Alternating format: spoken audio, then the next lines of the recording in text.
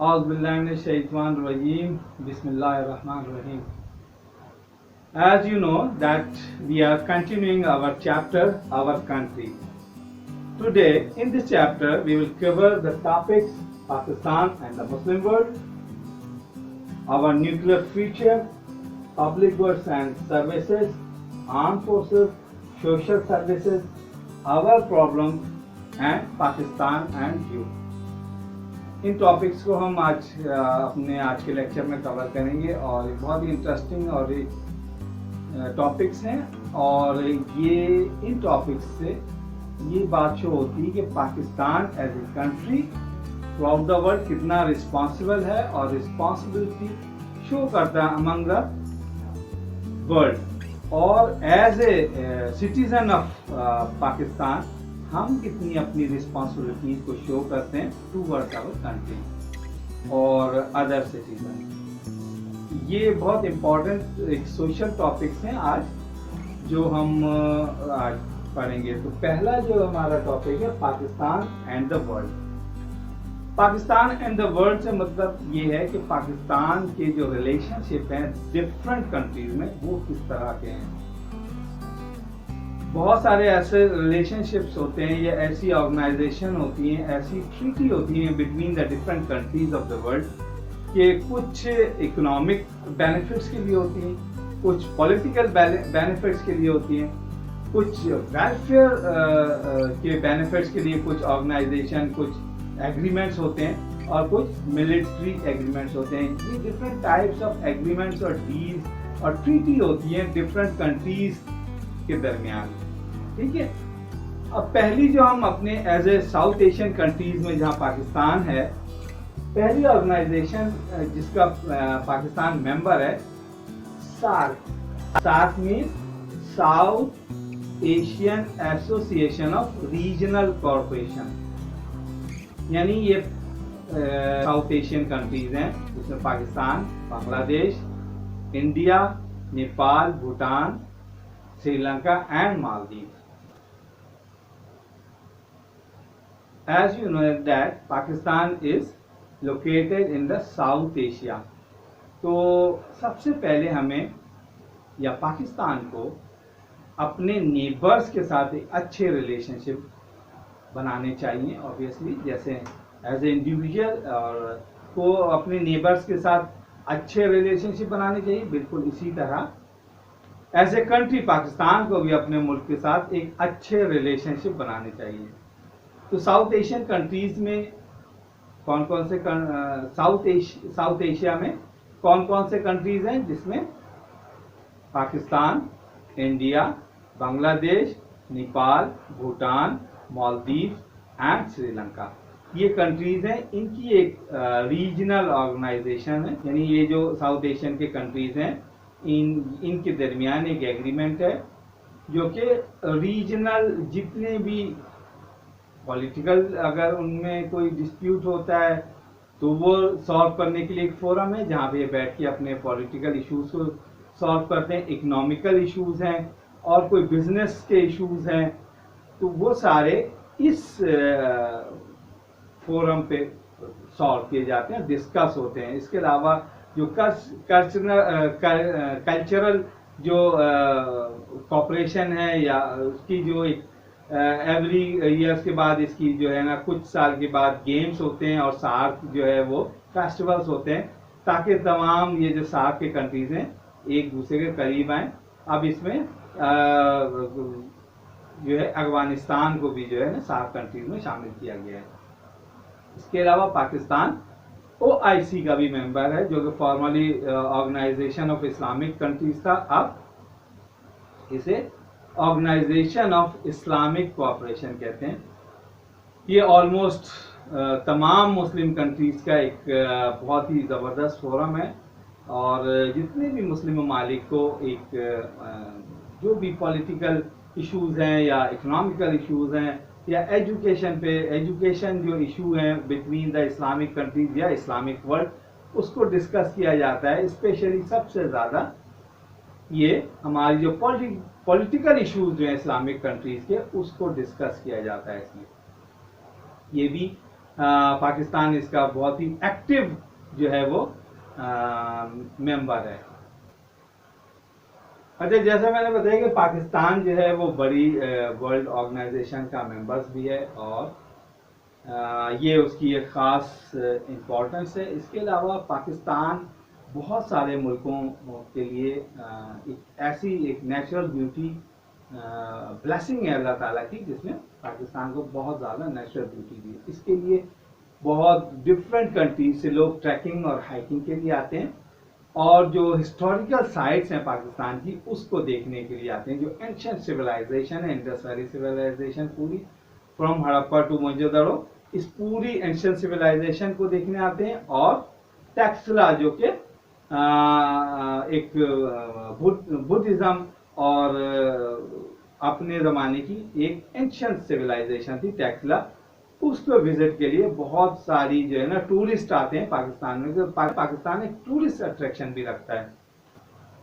इसके अलावा पाकिस्तान एक, हम सब जानते हैं, एक न्यूक्लियर मुल्क कंट्री भी है और बीइंग अ न्यूक्लियर कंट्री एक पाकिस्तान को बहुत ही रिस्पॉन्सिबल कंट्रीज के तौर पे जो है वो अपने आप को प्रूव करना होता है कि पाकिस्तान एक थर्ड वर्ल्ड का एक कंट्री है, बट एक रिस्पॉन्सिबल कंट्री है जो कि न्यूक्लियर कैपेबिलिटी का जो है वो हामिल है। तो ये पाकिस्तान ने मई 1998 में अपना फर्स्ट न्यूक्लियर एक्सप्लोजन टेस्ट किया था चारगी बलूचिस्तान में, जैसे मैंने अपने प्रीवियस इसी चैप्टर के प्रीवियस लेक्चर्स में आपको बताया था। और लेकिन पाकिस्तान इस जो न्यूक्लियर कैपेबिलिटी है इसको अपने पीसफुल पर्पसेस के लिए यूज करने का जो है बाउंड है, और कहता है पाकिस्तान का ये पूरी वर्ल्ड से एक अंडरस्टैंडिंग है कि पाकिस्तान अपने इस कैपेबिलिटी को जो है वो पीसफुल पर्पस के लिए, यानी रिसर्च और डिजीज के रिसर्च के लिए, एग्रीकल्चर रिसर्च के लिए और डिफरेंट रिसर्च पर्पसेस के लिए यूज करेगा। ऑल्दो ये पाकिस्तान ने जब न्यूक्लियर एक्सप्लोजन किया तो इस कैपेबिलिटी से पाकिस्तान को एक न्यूक्लियर डेटरेंस भी जो है ना वो हासिल हो गया, यानी एक सुपीरियरिटी जो है वो मिलिट्रीली जो है वो एक सुपीरियरिटी भी हासिल हो गई। ये इसका एक अदर एडवांटेज हो गया। ठीक है, इसके बाद जो हमारा टॉपिक है public goods and services. Public goods and services क्या होता है? यानी पब्लिक गुड्स जो है वो दो तरह की गुड्स एंड सर्विसेज होती हैं, public goods and services, other private goods and services. तो पब्लिक गुड्स एंड सर्विसेज में क्या है कि वो तमाम सर्विसेज या गुड्स जो कि गवर्नमेंट ओन करती है और that is for their citizens, वो उसके सिटीजन्स के लिए होती है और वो पब्लिक यानी उसके जो सिटीजन्स के लिए उस तमाम सर्विसेज और गुड्स होती हैं। जैसे स्कूल है, एजुकेशन है और हेल्थ सर्विसेज हैं, ये तमाम पब्लिक सर्विसेज कहलाती हैं और इस तमाम सर्विसेज को गवर्नमेंट रन करती है for the benefit of their citizen. Otherwise जो प्राइवेट गुड्स एंड सर्विसेज है वो प्राइवेट यानी एक इंडिविजुअल की प्रॉपर्टी होती है, जैसे कोई बिजनेस है, रेस्टोरेंट्स है, होटल्स है, हेयर कट की शॉप्स है और बड़े कोई बिजनेस एंटिटी या फैक्ट्री या कोई बड़ी ऑर्गेनाइजेशन है, एक इंडिविजुअल ओन करता है, that is called private goods and services. Pakistan के लोग और बहुत ज़्यादा स्पोर्ट्स ओरिएंटेड या फैन है स्पोर्ट्स के, और पाकिस्तान में बहुत जो क्रिकेट, हॉकी और स्क्वाश बहुत ही हाई लेवल पे खेला जाता है। बड़े इसके जो प्लेयर्स पाकिस्तान ने प्रोड्यूस किए हैं क्रिकेट के, हॉकी और स्क्वाश के। स्क्वाश के तो एक टाइम था बहुत लंबे अरसे तक पाकिस्तान इसका वर्ल्ड चैंपियन रहा। जहांगीर खान, जामशेद खान, ये दो बड़े बहुत ही एक लीजेंड हमने स्पोर्ट्स पाकिस्तान ने स्पोर्ट्समैन जो है वो प्रोड्यूस किए। पाकिस्तान के स्पोर्ट्समैन हैं जिन्होंने पाकिस्तान का नाम पूरी दुनिया में एक अरसे तक कायम रखा स्क्वाश की जो वर्ल्ड में। इसी तरह पाकिस्तान जो क्रिकेट के बहुत बड़ा जो है ना फैन है, पाकिस्तानी जो है क्रिकेट को बहुत शौक से देखते हैं और खेलते हैं। इसी तरह क्रिकेट में बड़े बड़े स्टेडियम, डे नाइट मैचेस और बड़े टूर्नामेंट पाकिस्तान जो है वो उसमें पार्टिसिपेट भी करता है और ऑर्गेनाइज भी करता है। और पाकिस्तान बहुत ही क्रिकेट और हॉकी के बड़े प्लेयर्स पाकिस्तान क्रिकेट टीम में, हॉकी टीम में हैं। ये एक पाकिस्तान की जो स्पोर्ट्स ओरिएंटेड होने का एक सबूत है। इसके अलावा पाकिस्तान में जो फेस्टिवल्स होते हैं उसमें भी बहुत सारे लोग जो है वो पार्टिसिपेट करने आते हैं, उनको विजिट करने आते हैं, एंजॉय करने आते हैं। जैसे मैंने लास्ट लेक्चर में कहा था कि सिंदूर पोलो फेस्टिवल जो होता है चित्राल में, वहाँ बहुत दूर दूर से डिफरेंट कंट्रीज से लोग उसमें पार्टिसिपेट करने आते हैं, एंजॉय करने आते हैं, उसको देखने आते हैं। इसी तरह पंजाब में जो बसंत फेस्टिवल होता है, इसको भी लोग बहुत ही शौक से उसको एंजॉय करते हैं। Okay, now arm forces. Pakistan armed forces like Air Force, Navy and Army played a very important role in the history of Pakistan. Past 72 years की जो हिस्ट्री है इसमें, और Pakistan 6th largest army of the world, well equipped और well trained army मानी जाती है पूरे पाकिस्तान में। ये पाकिस्तान आर्मी की और पाकिस्तान आर्मी जो है वो पूरी दुनिया में पीस कीपिंग के लिए भी बहुत ही फेवर है कि दुनिया में जहाँ भी पीस कीपिंग के इश्यूज होते हैं पाकिस्तान आर्मी अपनी सर्विसेज जो है वो रेंडर करती है।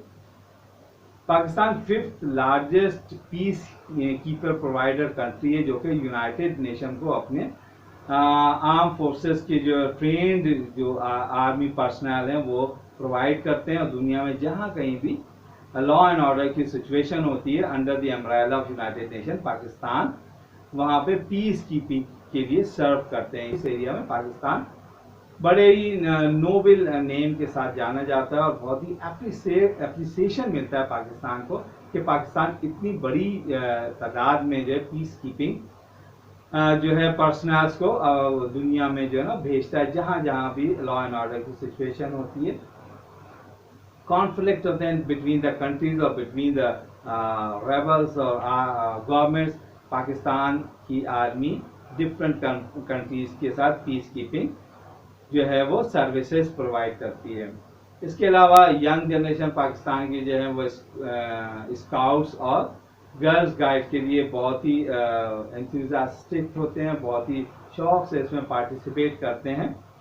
ये भी एक बहुत अच्छी बात है कि पाकिस्तान की यंग जनरेशन एक गर्ल्स गाइड और स्काउट्स के अंदर जो है वो अपनी सर्विसेज प्रोवाइड करते हैं और एक अच्छे सिटीजन होने के लिए ट्रेनिंग अपने आप को ट्रेन करते हैं।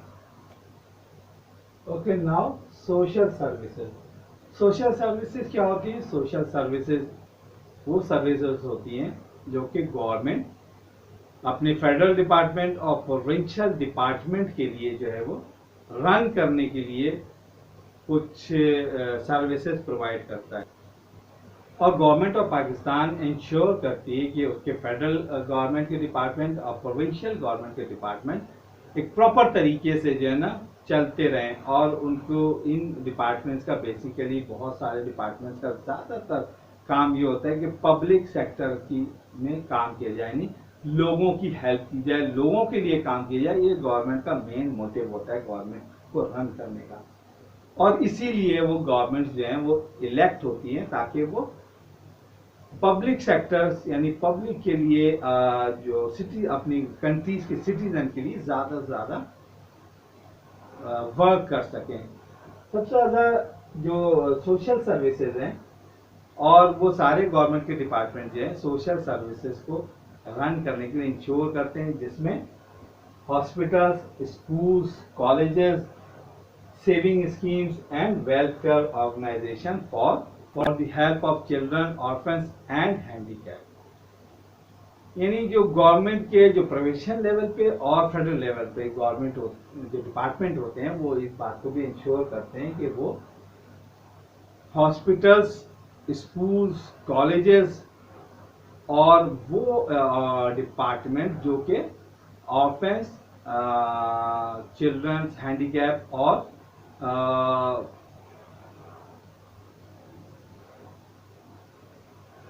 जो उनकी गवर्नमेंट की सेविंग स्कीम्स होती हैं उनको प्रॉपर रन कर सकें, ये इन डिपार्टमेंट्स का मेन मोटिव होता है। इसके अलावा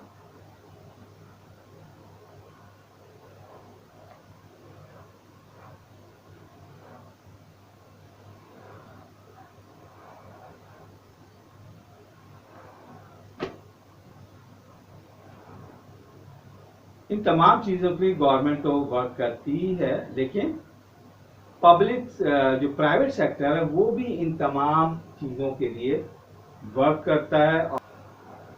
जो गवर्नमेंट तो इन तमाम डिपार्टमेंट्स के लिए और तमाम पब्लिक सेक्टर में काम कर रही होती है और इंश्योर करती है कि उसकी सर्विसेज कंटिन्यू रहें, लेकिन इन तमाम जो एरियाज हैं इसमें प्राइवेट सेक्टर भी अपना शेयर डालता है और वो भी बहुत सारे स्कूल, कॉलेजेस, इंस्टीट्यूट और ऐसे ऑर्गेनाइजेशन, ऐसे डिपार्टमेंट, इंस्टीट्यूट बनाते हैं जहाँ ऑर्फन्स, हैंडीकैप और हेल्पलेस लोगों की जो है वो मदद की जाए और जो जॉबलेस लोग होते हैं उनको ट्रेन किया जाए ताकि वो ट्रेंड एक सिटीजन हो और उनको जॉब लेते वक्त कोई प्रॉब्लम ना हो। ये जो प्राइवेट सेक्टर में इस तरह की ऑर्गेनाइजेशन होती है उनको कहते हैं NGO, non government organisation. Now here our problem, हमारे मुल्क के या हमारे प्रॉब्लम हैं क्या। अब हम इस पे आते हैं कि ये सारी चीजें हम करें, लेकिन उसके लिए पहले हमें ये सब कुछ पता होना चाहिए कि एक्चुअली हमारी प्रॉब्लम्स क्या हैं, जिसको बेस बना के गवर्नमेंट डिपार्टमेंट और प्राइवेट सेक्टर में उनको जो फोकस किया जाता है, उनको एड्रेस किया जाता है और फिर उनकी बेटरमेंट के लिए जो है ना वो काम किया जाता है। तो हमारी जो प्रॉब्लम्स हैं उसमें सबसे बड़ी प्रॉब्लम क्या है? इलिटरेसी। सबसे बड़ी प्रॉब्लम जो है वो इलिटरेसी है, यानी किसी कौम को डेवलप होने में लिटरेसी एक बहुत बड़ा रोल प्ले करता है। जैसे कि हम पूरी दुनिया में देख सकते हैं, बड़ी नेशन और जो डेवलप नेशन है उनमें लिटरेसी रेट कितना हाई है और कितना ज़्यादा वो लिटरेसी पे जो है ना वो बजट खर्च करते हैं।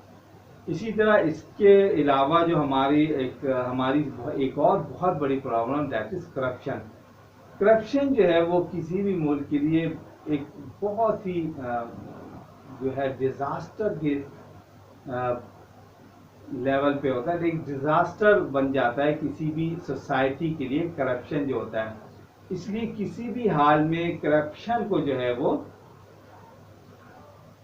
इग्नोर नहीं किया जा सकता किसी भी सोसाइटी में। अगर इस चीज को इग्नोर किया जाएगा तो एट अ टाइम एक दिन ऐसा आएगा कि वो सोसाइटी अपने तमाम प्रॉब्लम्स के अपनी जो उसकी जो रिसोर्सेज हैं उसके बावजूद वो कोलैप्स कर जाएगी।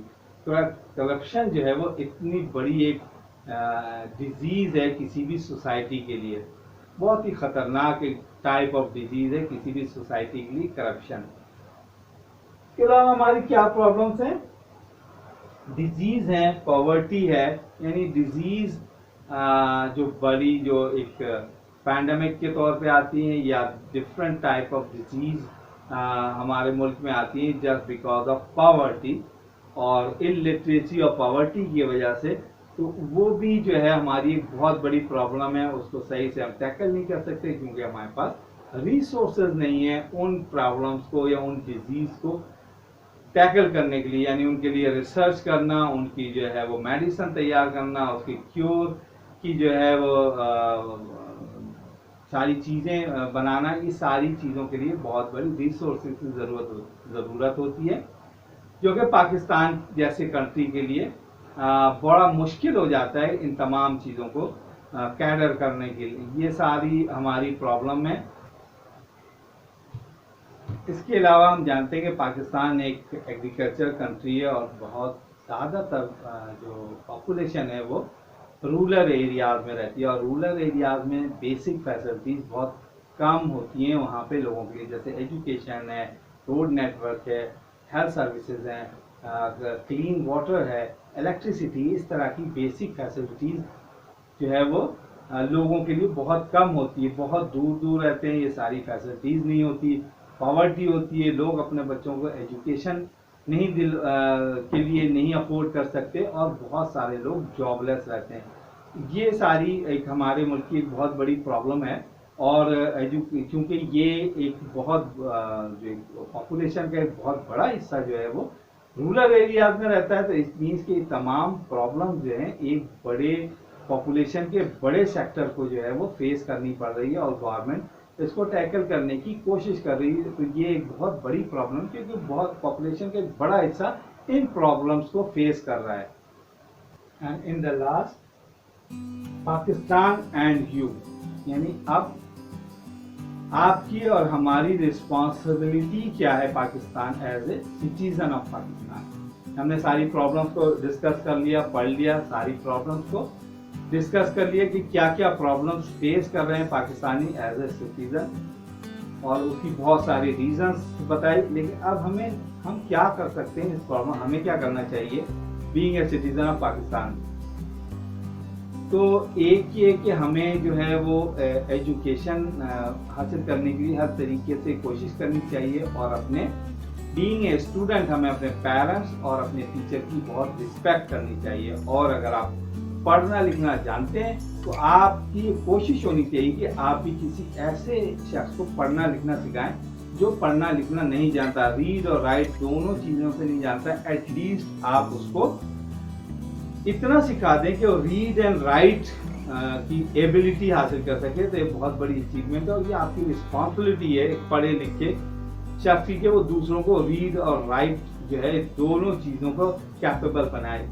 इसके अलावा जो किसी भी जो पब्लिक प्रॉपर्टी है उसको किसी तरीके से नुकसान ना पहुंचाए। एक अच्छे जो सिटीजन, एक अच्छे सिटीजन ऑफ द सोसाइटी के तौर पे इमर्ज हो आप, एक ताकि जो है वो आपको लोग कहें कि ये एक अच्छी सोसाइटी है पाकिस्तानी का। अगर इंडिविजुअल लेवल पे हम अपने आप को बेहतर बनाएंगे तो एज ए सोसाइटी भी एक अच्छी सोसाइटी बनेगी। तो हमें चाहिए कि हम एक अच्छे सिटीजन के तौर पे बने, और जब हम लोगों में जो है वो एजुकेशन को एक्सपेक्ट करेंगे, इलिटरेसी को ख़त्म करने की कोशिश करेंगे, तो हमें यहाँ के लोगों से पॉवर्टी और डिजीज़ के अगेंस्ट भी फाइट करने के कैपेबल बनाएंगे, उनको इस बात के काबिल बना देंगे कि हम डिजीज़ ऑफ पॉवर्टी के खिलाफ वो लोग भी लड़ सकें जो कि गरीब हैं और हेल्पलेस लोग हैं। इसके अलावा हमें एक अच्छे गुड सिटीजन होने की हैसियत से हमें एक टैक्स पेयर भी होना चाहिए, टैक्स को चोरी नहीं करना चाहिए। टैक्स से बहुत सारे गवर्नमेंट के काम जो बेसिकली होते हैं वो टैक्स पे करने से होते हैं, तो हमें एक टैक्स पेयर सिटीजन बनना चाहिए और ये सोचना चाहिए कि टैक्स जो है वो गवर्नमेंट के फेवर और अल्टीमेट गवर्नमेंट इस कंट्री पे और यहाँ इन लोगों पे और हम पे ही सर्व करेगी। दैट्स वाई हमें टैक्स पेयर होना चाहिए और टैक्स चोरी नहीं करनी चाहिए। इसके अलावा इलेक्ट्रिसिटी का हम देख रहे हैं कि एक बहुत बड़ा क्राइसिस है, तो हमें इलेक्ट्रिसिटी भी जो को चोरी नहीं करनी चाहिए, गैस की चोरी नहीं करनी चाहिए, और जो पानी की लिमिटेड रिसोर्सेज हैं क्लीन वाटर की, उसको भी बहुत ही एहतियात से जो है हमें खर्च करना चाहिए। तो ये तमाम रिस्पॉन्सिबिलिटी एज ए सिटीज़न हम पे बनती है, और हम अच्छे सिटीजन बनेंगे तो ऑब्वियसली एक पाकिस्तान एक अच्छे कंट्री और अच्छी सोसाइटी के तौर पे पहचाना जाएगा। ये हमारी रिस्पॉन्सिबिलिटी है जिसको हमें लाजमी तौर पे पूरा करना चाहिए।